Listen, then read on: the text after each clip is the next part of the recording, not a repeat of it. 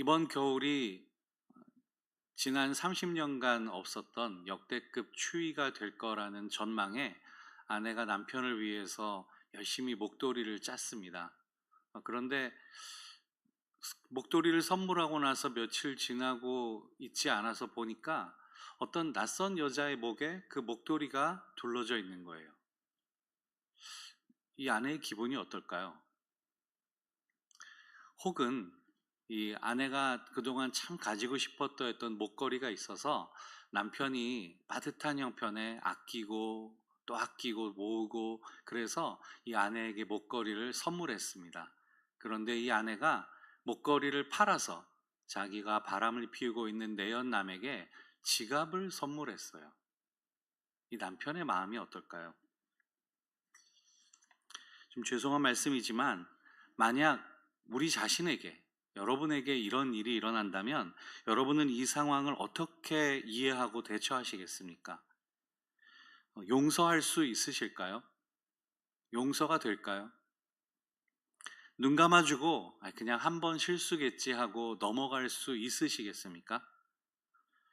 그런 문제가 않죠. 이거는 결코 그냥 넘어갈 수 있는 그런 문제도 아니고 그냥 넘어가서도 안 되는 것입니다. 이처럼 있어서는 안 되는 이런 일이 실제로 일어났습니다. 이것은 외도나 불륜을 떠나서 부부관계가, 이 부부 사이의 관계가 더 이상 지속될 수 없는 그런 심각한 문제죠. 결혼 생활을 지속할 수 없기 때문에 이것은 굉장히 어려운 이런 일입니다. 아마 이것으로 인해 받은 상처나 또 이 어떤 마음의 어려움들은 그 어떤 것으로도 회복이 되지 못할 만큼 아주 큰 것이겠죠. 그런데 제가 지금 말씀드리는 이 내용이 단순히 제가 어떤 옛날에 이런 일이 있었습니다도 아니고, 그냥 하나의 비유를 들어 가정을 한 것도 아니고, 자그마치 호세아서에 있는 내용이 바로 이런 내용이라는 것입니다.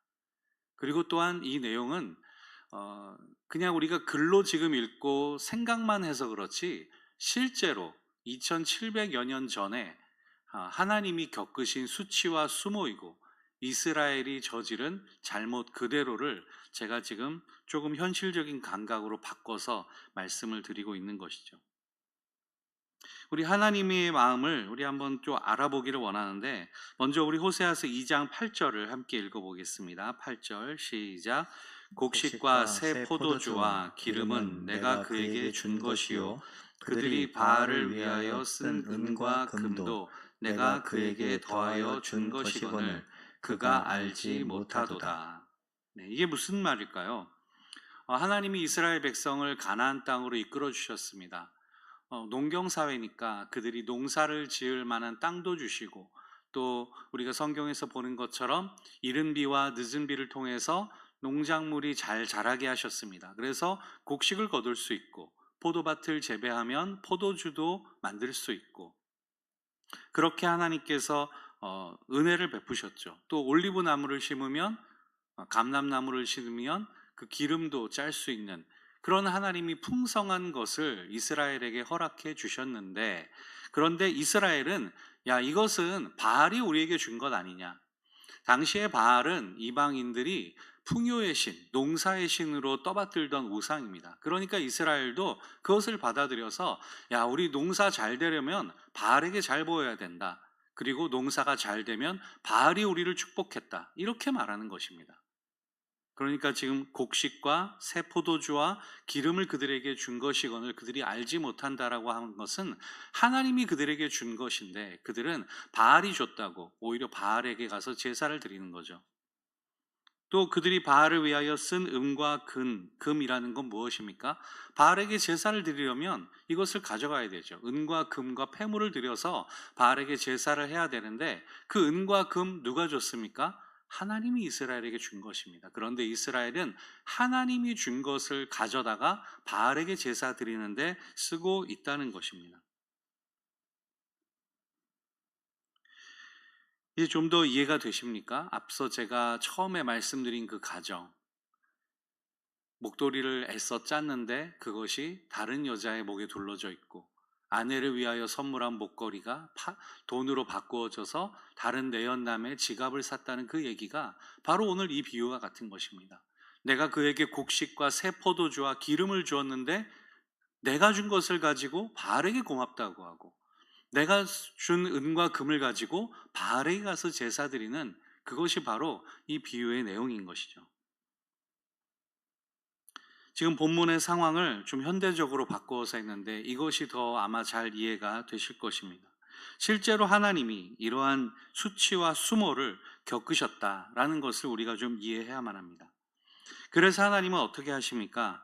2장 6절을 한번 볼까요? 2장 6절. 그 내용을 보면 이렇게 나와 있습니다. 먼저 하나님은 가시로 그 길을 막고 담을 쌓아 그를 찾지 못할 것이라고 그렇게 말씀하십니다.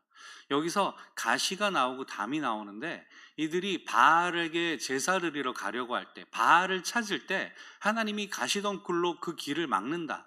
담을 쌓아서 그들이 바알에게 가지 못하게 한다. 다시 말해서 이것은 비유니까 우리가 풀어서 생각해 보면, 이스라엘 백성들이 바알에게 향할 때 하나님이 역경과 고난을 주어서 바알을 찾지 못하게끔 하실 것이다.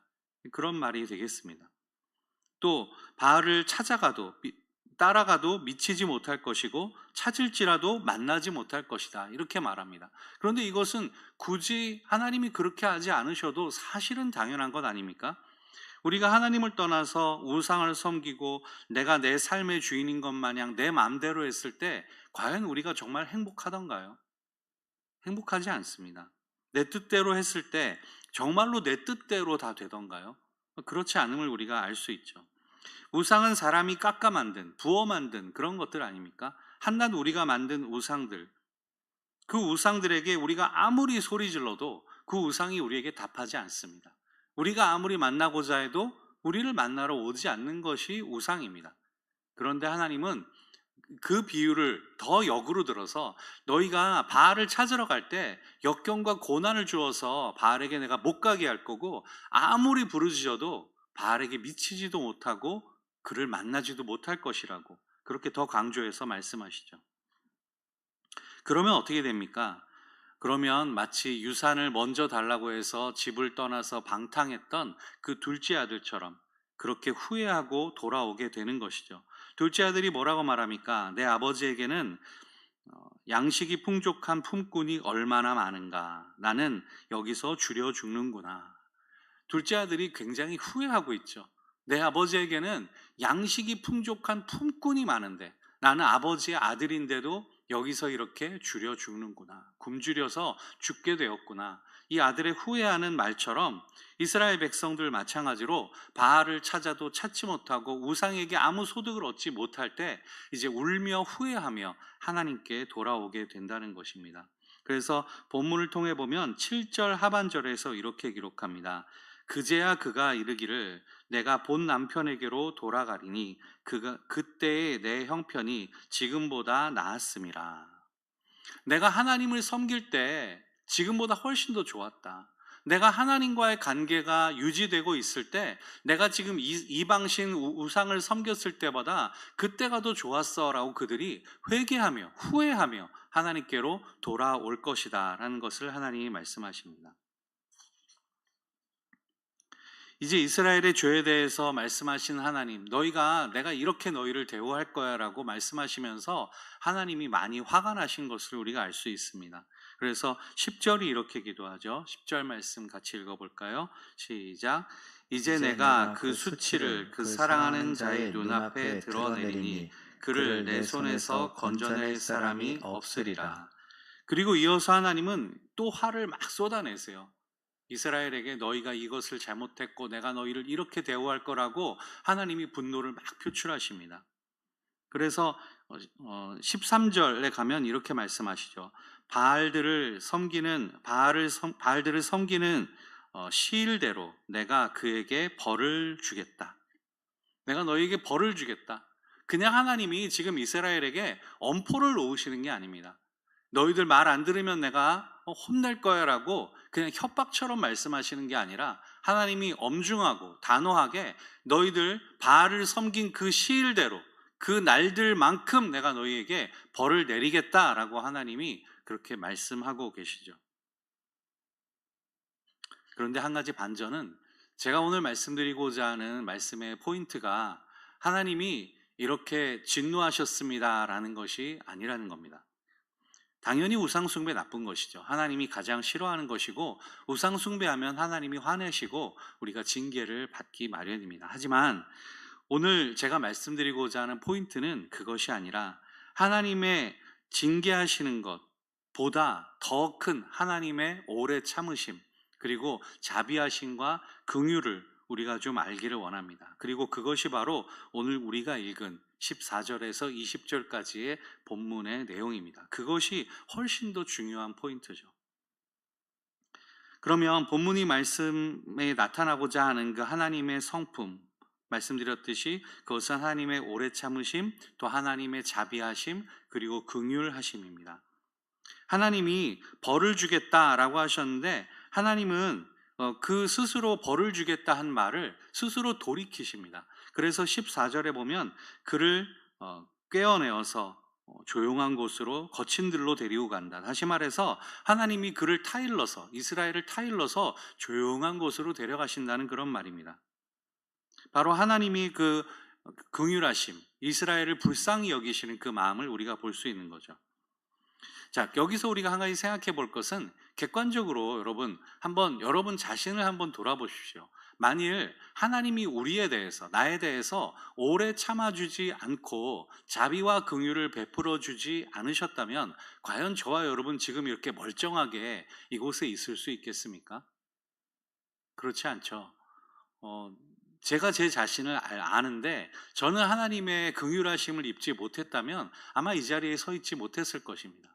아마 여러분들도 그렇지 않을까요? 하나님이 우리를 참아주시고 우리를 기다려주시고 그 하나님의 끝없는 사랑으로 그 자비와 긍휼로 우리를 대하셨기 때문에 우리가 오늘 이 자리에 있을 수 있는 것입니다. 그렇기 때문에 하나님은 그와 언약을 맺은 그의 백성에게 그의 뜻을 돌이키시고 하나님 자신이 한 말을 다시 돌이켜서 뱉은 말을 다시 돌이켜서 그를 참아주시고 인내하고 계시다는 것입니다. 그래서 그의 백성, 언약 맺은 그의 백성이 회개하고 돌아오기를 원하시고 회복과 축복과 소망의 메시지를 오늘 던져주고 계십니다. 좀 더 자세히 이 내용을 보면 14절에 타이르단 말 나오는데요. 이것을 다른 번역에 보니까 꾀다라는 말도 그렇게 번역이 되더라고요. 다시 말해서 하나님이 이스라엘을 좋은 말로 이렇게 타일러서 꿰어내가지고 야 우리 가서 얘기 좀 하자. 이렇게 거친 들로 데려간다는 게 조용한 데 가서 좀 둘만의 진지한 그런 대화의 시간을 갖는다는 겁니다. 여러분 그렇지 않습니까? 우리가 다른 사람과 좀 얽힌 것을 풀고자 할 때 우리 커피 한잔 하면서 좀 얘기 좀 합시다 뭐 이렇게 하거나 둘만 조용히 어디 가서 얘기하지 않습니까? 또는 우리가 자녀를 타이를 때도 사탕 하나 주면서 야 아빠랑 잠깐 얘기 좀 할까? 엄마랑 얘기 좀 할까? 그러면서 그래 너 많이 힘들지? 다 이해한다 이러면서 우리 부드럽게 이렇게 타이르잖아요. 그렇게 맛있는 거 주면서 그렇게 꿰지 않습니까? 지금 이 꿰다란 말이 나쁜 의도가 아니라 하나님께서 이스라엘을 그렇게 대하신다는 거죠. 그렇게 이스라엘을 다루시는 방식을 지금 말씀하시는 겁니다. 그래서 뒷부분하고 연결해 보면 이런 말이 됩니다. 야 이스라엘아 너 바알 섬기느라 많이 애썼어. 많이 힘든 거 내가 안다. 그 우상한테 그렇게 가가지고 하느라고 응답도 없는 그 깎아 만든 그 우상한테 절하고 뭐 갖다 바치느라 많이 힘들었지. 그래 내가 다 안다. 이해한다. 자 이제 그거 그만하고 이제 나하고 좀 다시 친밀한 교제를 나하고 예전에 맺었던 그 언약을 다시 한번 기억해 보렴. 하나님이 지금 이스라엘에게 이렇게 타이르신다는 거죠. 네가 밑 빠진 독에 물 붓듯이 그렇게 바알에게 갖다 바쳐도 아무런 소득이 없는 거 이제 너도 깨달았지 않니? 그래 너 힘든 거 내가 다 이해한다. 지금 하나님이 이스라엘에게 그를 깨어내가지고 거친 들에 가서 이렇게 잘 타일러 주신다는 겁니다. 그리고 이어서 15절 함께 볼까요? 15절 시작. 거기서 비로소 그의 포도원을 그에게 주고 아골 골짜기로 소망의 문을 삼아 주리니 그가 거기서 응대하기를 어렸을 때와 애굽 땅에서 올라오던 날과 같이 하리라. 아멘. 이것은 명백한 회복과 소망을 주시는 메시지죠. 하나님이 내가 거기서 그를 조용한 말로 잘 타일르고 그에게 축복을 부어주겠다, 소망을 주겠다라고 하는 하나님의 말씀입니다. 여기 나오는 그 아골 골짜기가 무엇입니까? 여호수아서에 보면 이스라엘이 여리고성을 점령하고 나서 기세 등등해져서 아이성을 얕잡아 보고 공격하죠. 그런데 패합니다. 그 패배의 원인이 무엇인가 찾다 보니까 아간이라는 인물이 나와요. 그 아간이라는 인물이 하나님의 명령을 순종하지 않고 전리품을 몰래 숨긴 것이죠. 그래서 아간을 아골 골짜기에서 아간과 그의 가족들을 데려다가 돌로 쳐서 죽인, 심판을 한 장소가 아골 골짜기입니다. 다시 말해서 아골 골짜기는 하나님께 불순종한 인간이 하나님의 진노와 심판을 경험하는 사망이 있는 곳, 아무런 소망이 없는 곳, 그곳이 바로 아골 골짜기인데, 하나님은 지금 그 아골 골짜기에서 그 아골 골짜기를 소망의 문으로 삼아주겠다. 오히려 그 죽음의 자리에서 하나님을 바라볼 수 있는 소망을 얻게 하겠다라는 것입니다. 오직 고통과 눈물만 있는 곳, 사망만 있는 곳, 아무 소망이 없는 그곳이 소망의 문이 되게 하겠다라고 하나님이 회복의 말씀을 주시고 우리에게 위로의 말씀을 주시는 것입니다. 그리고 16절과 17절에 보면 약속대로 회복이 하나님의 이스라엘에게 주시는 그런 것임을, 그래서 다시 한번 너와 내가 신랑과 신부의 관계로 그 언약의 관계를 다시 회복하자라고 하나님께서 말씀해 주고 계시죠. 이것은 정말로 하나님이 원하시는 관계입니다. 하나님이 이스라엘 백성들을 출애굽시키신 후에 시내산에 가셔서 언약을 맺으신 그것이 바로 그 신혼의 관계이고, 하나님은 그 광야의 생활을 신혼 때라고 그렇게 회상하시고 있지 않습니까? 하지만 이스라엘은 그 바알의 형상을 두고 이것이 우리를 애굽 땅에서 이끌어낸 그 하나님 아니냐, 지금 이 바알이 우리의 하나님이 되지 않느냐라고 이스라엘이 그렇게 한 것을 하나님이 지금 되엎고 그것을 돌이키라고 그렇게 이스라엘에게 말씀하시죠. 그래서 다시는 그의 이름을 기억하지 마라. 내가 진짜 너의 하나님 아니냐. 다시는 바알들의 이름을 기억하지도 마라. 내가 그 이름을 너희에게서 제거하여 주겠다. 이렇게 말씀하시는 것입니다. 오직 하나님만이 이런 약속을 하실 수 있는 것이죠. 그 누가 이런 약속을 하고 이런 소망을 줄 수 있겠습니까?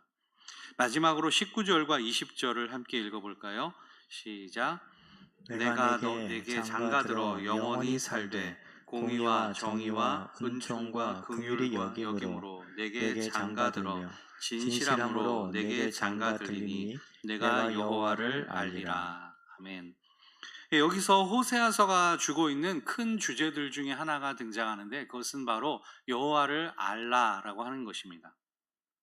근데 여기서 안다라고 하는 건요, 우리 동네 어떤 아저씨를 내가 안다, 저분 내가 알아요 하는 그런 정도의 차원이 아닙니다. 여기서 안다라고 하는 말은요, 이스라엘의 입장에서 보면 그냥 아는 그런 안다의 뜻이 아니라, 이것은 이스라엘이 하나님의 언약을 기억하고 하나님을 깨달아 안다라는 것이죠. 또한 하나님만이 그들을 애굽에서 인도하여 내어서 언약을 맺으신 그 하나님이다 라고 인정하고 깨달아 안다라는 의미입니다. 다시 말해서 그냥 지나가는 사람, 나 저 사람 어디서 봤는데 아는데, 이런 차원이 아니라 하나님이 나와 언약을 맺으신 분이고 나를 그 상황에서부터 건져내신 분이고 나에게 구원과 소망을 주시는 분이시라는 것을 내가 깨닫고 알고 인정한다라는 의미가 바로 여기서 안다라는 것이죠. 오직 하나님 외에는 다른 신이 없다. 오직 하나님만이 나를 그렇게 대우하시는 분이다라는 것을 깨달아 아는 것, 이것이 바로 여호와를 알자라고 할 때 그 아는 것입니다. 말씀을 정리하겠습니다. 하나님은 우상 숭배에 대해서 그 잘못을 단호하게 지적하시죠. 그것은 하나님이 가장 싫어하시는 것입니다. 그에 대한 하나님의 진노와 징계는 반드시 있습니다. 하지만 하나님은 그와 언약을 맺은 백성이 다시 하나님께 돌아올 수 있도록 오래 참고 그의 자비와 긍휼을 베풀어 주십니다. 이것이 호세아서에서 말하는 하나님의 사랑이죠. 그리고 하나님은 자비로우시고 긍휼하심을 베푸시면서 그 하나님에 대해서 이스라엘이 또 우리가 깨달아 알기를 원하십니다. 그리고 그 아는 것은 우리가 그냥 나 하나님에 대해서 알고 있다라고 말할 때, 하나님이 나에게 어떤 분이신가? 하나님은 구원을 베푸시는 유일하신 하나님이다. 내가 그것을 깨닫고 아는 것, 인정하는 것, 그분을 그렇게 알게 되기를 하나님이 원하신다는 것입니다. 저와 여러분 또한 그 하나님의 사랑을, 그 오래 참으심, 그리고 자비와 그분의 긍휼을 깨달아 알기를 원합니다. 그분은 여전히 나를 기다리십니다. 여전히 내게 손 내밀고 계십니다. 내가 그냥 내 멋대로 살려고 내 잘난 맛에 내 행복을 쫓아서 어딘가로 마음대로 갔을 때에도 여전히 하나님은 내 손을 붙잡고 계십니다. 그래서 오늘 나를 살게 하는 원동력이 바로 하나님으로부터 온다라는 것을 우리가 깨달아 알고 인정하는 저와 여러분 되기를 소망합니다. 이제 오늘 말씀 기억하면서 함께 기도하기 원합니다.